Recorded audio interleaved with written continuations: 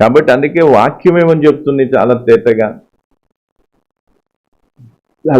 మనకు చెప్పేది ఏంటిది?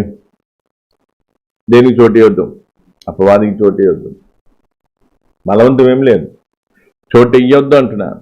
నువ్వు చోటు ఇస్తే దాని పరిణామం అనుభవించు, తప్పదు. అందుకే ఈరోజు మనం అర్థం చేసుకోవాల్సింది ఏంటంటే, అపవాదికి చోటు ఇవ్వకుండా మనం ఏం కావాలి? జాగ్రత్తగా ఉండాలి. పాపానికి చోటు ఇవ్వకుండా ఏం కావాలి? జాగ్రత్తగా ఉండాలి.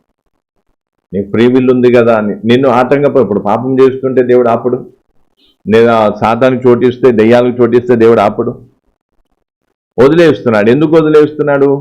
నీకు మాటదారు వినిపించాడు, లేదా ఏంటి అనేది దేవుడు నీకు చూపించాడు, తెలియజేశాడు. ఇంత చేసిన తర్వాత కూడా మళ్ళీ నేను దెయ్యాలకు, నేను పాపానికి చోటిస్తానంటే ఓకే. అందుకే వాక్యంలో కూడా ఏమైంది?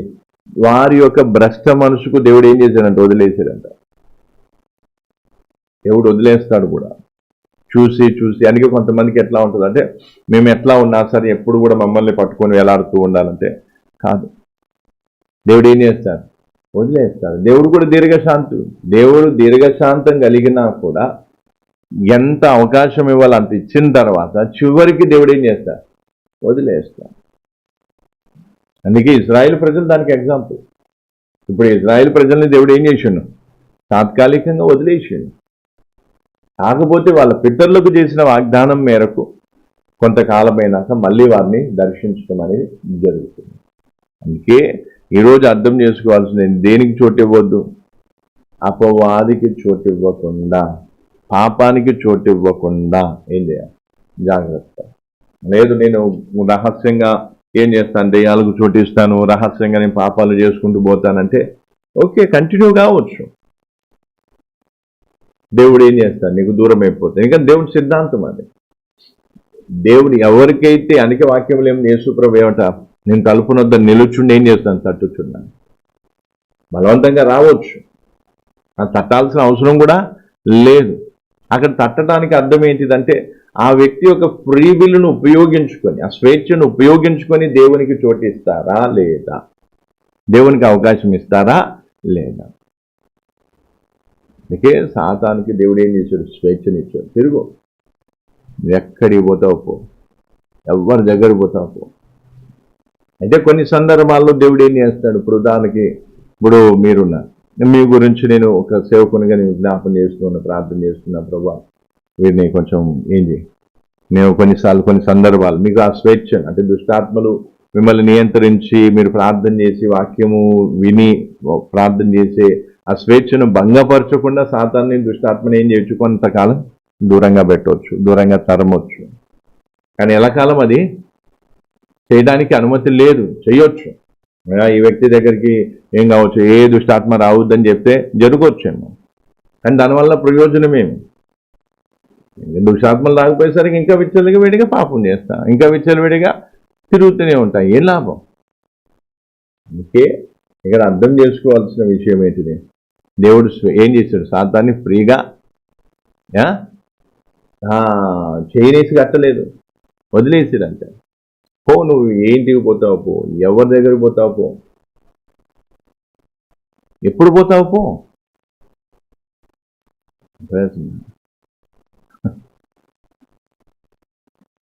దేవుని యొక్క మనస్తత్వం అర్థం చేసుకుంటే నిజంగా దేవుడు ఏం చేశాడు? కుక్కను కట్టేసి కొట్టినట్టు కాదు కదా, సైతాన్ని ఏం చేసి వదిలేసిండు, పో. ఇప్పుడు స్వేచ్ఛగా వదిలేసిన సాతాన్తో మేమేం కావాలి? సేవకులు ఏం చేయాలి? పోరాటం చేయాలి.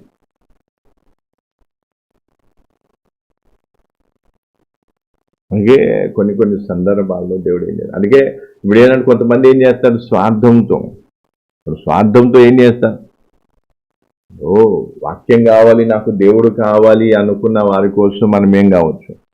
మూల్యం చెల్లించితే దానికి ఒక ప్రయోజనం, నాకు ప్రయోజనం లేకపోవచ్చు, కానీ వాళ్ళు దేవుని కోసం నిలబడి దేవుని సాక్షిగా ఉండి దేవుని నామానికి ఘనత వస్తుంది. వాక్యం పట్ల, ప్రార్థన పట్ల, దేవుని పట్ల అంతగా ఆసక్తి లేక ఏదో తాత్కాలికమైన విరామం కోసం దేవుని దగ్గరికి వస్తే అప్పుడు ఏం చేస్తాం? వాళ్ళ కోసం పోయినా కూడా ఏమి కొంచెం మంచిగా అయిపోతే మళ్ళీ ఏం చేస్తా? దాడి చేస్తా. అతన్ని చాలామందిని చూస్తాం. అందుకే ఈరోజు అర్థం చేసుకోవాల్సిన విషయం ఏంటిది? ఏమర్థం చేసుకోవాలి? దుష్టాత్మల్ని సాతాన్ని ఏం చేసిండు? బంధించి కొన్ని ఏవైతే మనకు అవసరం లేవో వాటిని బంధించిండు, మిగతా వాటిని ఏం చేసిండు? ఇప్పుడు ఇంత పెద్ద భయంకరమైన దేవదూతల్ని బంధించగలిగిన దేవుడు సాతాన్ని బంధించలేడా? బంధించగలండి. అందుకే వాక్యంలో కూడా మనం చూస్తే చివరిలో సాతాన్ని తీసుకుపోయి నరకంలో పడేసి, అదేదో ఇప్పుడే పడేయచ్చు కదా. లేదు, సాతాన్తో ఏముంది పని? దాని పని ఇప్పుడు మీరున్నారు, మీ పని మీరు నమ్మకంగా చేస్తున్నారు లేదా, కానీ సాతాను మాత్రం చాలా సిన్సియర్గా పనిచేస్తుంది. దాని పని అది. కాబట్టి రెండో ఆకాశంలో సుఖపడుతుంది. సో రెండో ఆకాశంలో ఏముంటుంది? పరలోకములో సేమ్ పరలోకంలో ఎట్లయితే దేవుని కొనియాడి లేదా దేవుని ఆరాధించే దూతలు ఉంటాయో అదే రకంగా ఏమైంది? రెండో ఆకాశంలో సాతాను ఏం చేసుకున్నా? సింహాసనం వేసుకొని సాతానికి ఏం చేసే అవకాశం, ఏమి కొనియాడేటువంటి కొన్ని ఏమున్నాయి? దుష్టాత్మలు ఉన్నాయి. కొంతమంది స్వర్గం చూసి వచ్చినా అంటే వాళ్ళు నిజానికి స్వర్గం ఎక్కడిదంట? అది రెండో ఆకాశంలో సాతాను క్రియేట్ చేసుకున్నటువంటి దాంట్లోకి పోయి వాళ్ళు ఏం చేస్తారు? ఇదే స్వర్గం అనుకుంటారు. అక్కడ వాళ్ళను ఏం చేయాలి? మోసగించడానికి అది ఇది ఏవో చూపిసరికి ఆ స్వర్గానికి వెళ్ళి వచ్చింది. ఎవ్వరు కూడా పరలోకానికి ఏం చేయలేదు. కాకపోతే కొంతమందికి దేవుడు ప్రత్యేకంగా ఏం చేస్తుంది? అవకాశం ఇస్తాడు. ఎట్లా? పౌలు వలె. అది కూడా పరదేశ దాకా పోయాడు, కొంతవరకు కొన్ని దృశ్యాలు చూసాడు, వచ్చాడు. ఎందుకు? భూమి మీద సాక్ష్యంగా ఉంటాను. కానీ కొంతమందిని మోసం చేయడానికి లేదా వాళ్ళు నమ్మిన నమ్మకాన్ని ఏం చేయడానికి, దృఢపరచడానికి సాతాను ఏం చేస్తాడు? స్వర్గాన్ని చూపిస్తాడు. ఏం స్వర్గం? ఆ స్వర్గంలో కమేనక ఉంది, కానీ వాళ్ళు ఉన్నారు, వీళ్ళున్నారు, వీళ్ళున్నారు, వాళ్ళు ఉన్నారు, అన్ని రూపురేఖలు అవి చూపిస్తారు. వీళ్ళు కూడా ఏమంటారు? ఇంత అది భ్రమతో కూడినటువంటి లోకం, మోసంతో కూడినటువంటి. సాతాను ఏం చేశాడు? ఎట్లా అవుతుంది సాతాను? దేవుడు ఫ్రీగా ఉంది. నిజంగా అది ఆ మాట వింటే నేను నిజంగా నాకు ఎంత గొప్ప దేవుడు చూసుకున్నా. కాబట్టి ఒక వ్యక్తిలో సిన్సియారిటీ ఉంటే, నిజాయితీ ఉంటే, ఎంత పెద్ద శక్తి వచ్చినా ఏం చేయలేదు. నీవు ఒకటే ఉండాలి. ఏం సిన్సియారిటీ? నేను పాపానికి చోటు ఇవ్వను, నా దేవునికి నేను చోటు ఇస్తాను, నా దేవుడే నా హృదయంలో ఆసీనుడై ఉండాలి, నా దేవుని కోసం నేను బ్రతుకుతాను. నిజాయితీతో నువ్వు సమర్పణ చేసుకుంటే సాతాను సైన్యమంతా ఒకటైనా నీకేమి దోఖం ఉండదు. కానీ ఈరోజు మన పరిస్థితి ఏంటి? మనమే సగం అటు ఇటు ఎలాడుతూ ఉంటాం. మా ప్రాంతంలో కూర్చొని దేవుడా అంటాం. మామూలు టైంలో ఇంకా లోకంలోనే అన్ని ఆలోచన చేస్తూ ఉంటాయి, ఈ అద్భుతాలు ఇవి. దేవుడు కూడా చూసి పరిచయం ఏంది? ఇప్పటిదాకా దేవుడా అని ఇప్పుడు చూస్తే ఏంది? అందుకే ఈరోజు అర్థం చేసుకోవాల్సింది ఇంకా రాను దినాలు. అందుకే దేవుడు అన్నాడు, నాకు వాగ్దానం చేశాడు, గొప్ప సైన్యాన్ని నీకు ఇవ్వబోతున్నాను. ఆ సైన్యం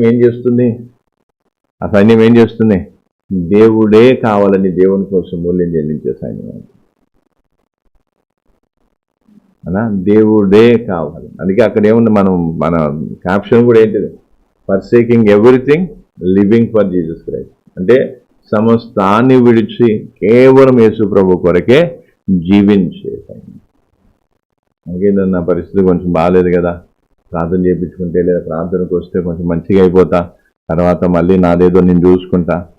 అట్లాంటి వాళ్ళు ఏమంటా ఏం చేయలేము. అదే ఏంటంటే ఏదో మన రోగగ్రస్తులు హాస్పిటల్కి పోయినట్టు, హాస్పిటల్కి పోయి కొంచెం ఆరోగ్యం అయిపోయి మంచిగా ఆరోగ్యంగా అయినాక పోతే డాక్టర్ తోటి వాళ్ళకి ఏమైనా సంబంధమా?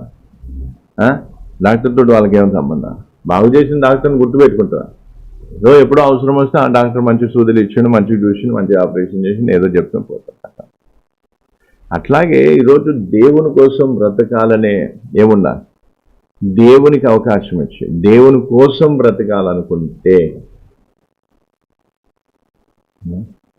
కొంతమంది ఇట్లా కూడా అంటారు, పెళ్లి కానోళ్ళు దేవుని కోసం బతకొచ్చు, పెళ్ళి అయిన వాళ్ళు దేవుని కోసం బతకడం ఎట్లా? ఎందుకంటే భార్య పిల్లలు అడ్డం వస్తారు కదా. అట్లాంటి వాళ్ళకి బైబిల్లో ఆదికాండంలో రాస్తుంది. హానోకు గురించి ఆదికాండంలో రాస్తుంది. హానోకుకి భార్య పిల్లలు ఉన్నా కూడా ఎన్ని సంవత్సరాలు? 300 సంవత్సరాలు ఎవరితో నడిచిండు? దేవుడితో నడిచిండు. నోవాహుకి భార్య పిల్లలు ఉన్నా కూడా ఎవరితో నడిచిండు? ఇప్పుడు చాలా మంది ఏం చేస్తారు, అడ్డు పెడతారు. అడ్డు పెట్టి వాళ్ళు వీళ్ళని ఏదో ఒకదాన్ని అడ్డం పెట్టడం. అప్పుడు ఏదన్నా అట్లా అడ్డం పెడుతున్నా అంటే అర్థం ఏంటిది? వాస్తవానికి వీళ్ళకి దేవునితో నడవాలని, దేవునితో ఉండాలని, దేవుని కోసం బతకాలని ఏం లేదు, నిజాయితీ లేదు. అందుకే నేను ఆ మాట ఎప్పటికైనా నేను గుర్తుపెట్టుకుంటాను. ఎందుకంటే ఆ మాటలో పరివర్తన వస్తుందా లేదా చూస్తా. కొంతమంది ఏం చేస్తారు, విన్న వాక్యాన్ని బట్టి కొంత మాటల్లో మార్పు వస్తుండొచ్చు. ఏంటి అంటే కన్వీనియంట్గా మాట్లాడుతుండొచ్చు.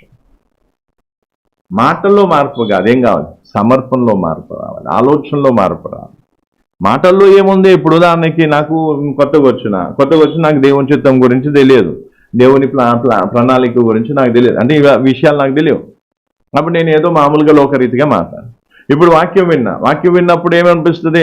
దేవుని చిత్తం, దేవుని ప్రణాళిక, పలానా వినేసరికి ఆ మాటలు నేను మాటల్లో తీసుకొని వస్తాను. నేను ఇప్పుడు వేరే వాళ్ళతో దేవుని చిత్తం ఎట్లుంటే అట్లా అని ఇప్పుడు మాట్లాడతాను. అంటే మాటల్లో ఏమొచ్చింది? పదాలు మారినాయి, వాక్య ప్రకారమైన పదాలు వచ్చి ఉంటాయేమో, కానీ సమర్పణలో ఏం లేదు, మార్పు. అందుకే వాక్యము విన్నప్పుడు ఆ వాక్యం అనేది ఎందులో మార్పు తేవాలి? సమర్పణలో మార్పు తేవాలి, ఆలోచనలో మార్పు తేవాలి.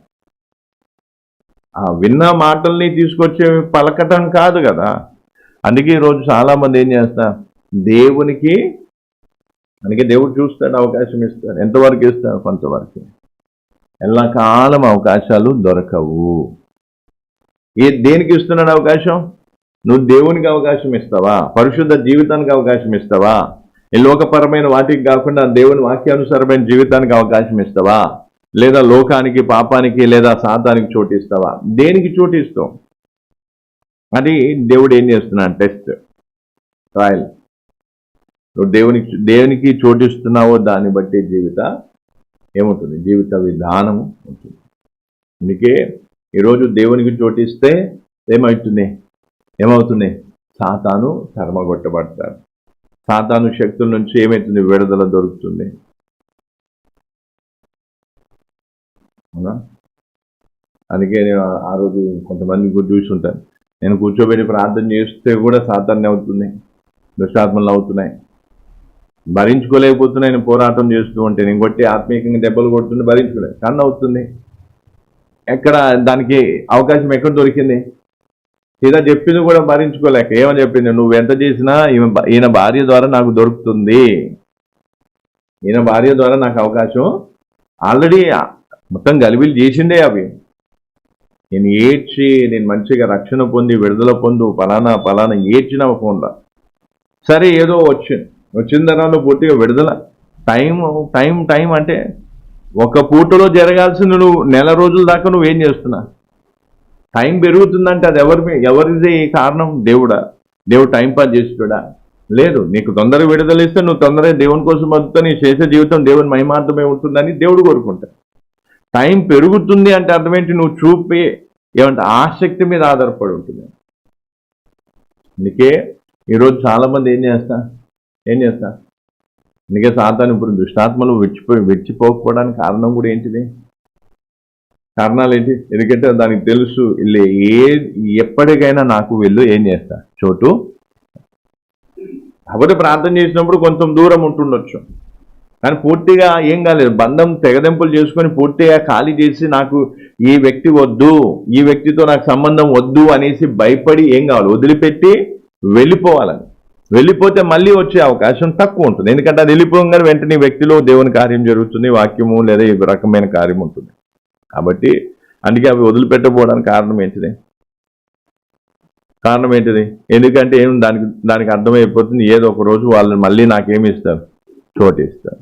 ఎవరి ద్వారా? భార్య ద్వారానో, పిల్లల ద్వారానో, వాళ్ళ ద్వారానో, వీళ్ళ ద్వారానో, ఎటు జెడ్ ఎవరి ద్వారానో దొరుకుతుంది. అందుకే దానికి ఏంటంటే ఒక ఆశతో కూర్చొని ఉంటుంది, ఒక రకమైన ఎక్స్పెక్టేషన్తో కూర్చొని ఉంటుంది. ఎప్పుడు అవకాశం దొరుకుతుందా? అవకాశం దొరకగానే వెంటనే దూరి ఏంటంటే ముందున్నదంతా కూడా కసితో పాటు, అంటే ముందున్న దానికి ఏదైతే ఉందో అదంతా కూడా కసి తర్వాత అందుకే ఈరోజు అర్థం చేసుకోవాల్సిన విషయం ఏంటిదంటే మనం కూడా ఏం కావాలి దేనికి చోటు ఇవ్వాలి, దేనికి చోటు, దేవునికి చోటు ఇచ్చిన వాళ్ళు ఎవరు కూడా ఏం కాలేదు, నష్టపోలేదు. కానీ కొంతమందికి ఎట్లా ఉంటుందంటే దేవుని చోటు చేయడానికి వాళ్ళ భార్య పిల్లలు అడ్డం అన్నట్టు, లేదా తల్లిదండ్రులు అడ్డం అన్నట్టు, ఏదో అడ్డం అన్నట్టుగా అంతా వాళ్ళకి ఏంటంటే దేవుని కోసం బతకాలని సమస్య లేదు. దేవుని విషయంలో ఏం కాదు, నిజాయితీ లేదు. అందుకే అడ్డు చెప్తాం, వీళ్ళు అడ్డం అంటారు. ఎక్కువ రోజులు నడవదు అట్లాంటిది. అందుకే దేవుడు ఏం చేస్తాడు, చూస్తాడు, వాక్యం ద్వారా మాట్లాడి చూస్తాడు.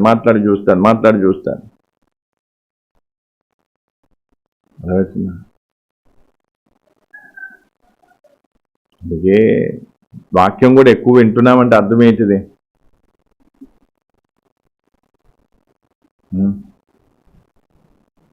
చెప్పండి, వాక్యం ఎక్కువ వినిపిస్తున్నాం దేవుడు, దానికి అర్థం ఏంటి?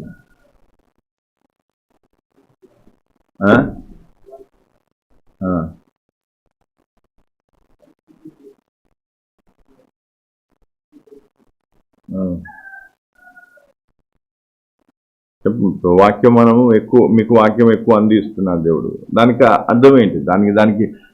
దాని వెనుక ఉద్దేశం ఏంటి?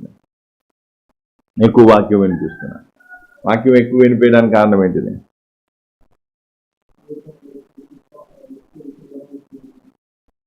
తిరగాలని కోరుకుంటే దేవుడు మాట్లాడుతూ ఉంటే అవకాశం ఇస్తున్నాడు. అవకాశం ఇస్తే మారుతున్నారు అనుకో, ఇప్పుడు దేవుని వైపు తిరగంగా దేవుడు మాట్లాడటం మానేస్తుందా? కాదు కదా. మరి ఎందుకు దేవుడు ఎక్కువ అవకాశం?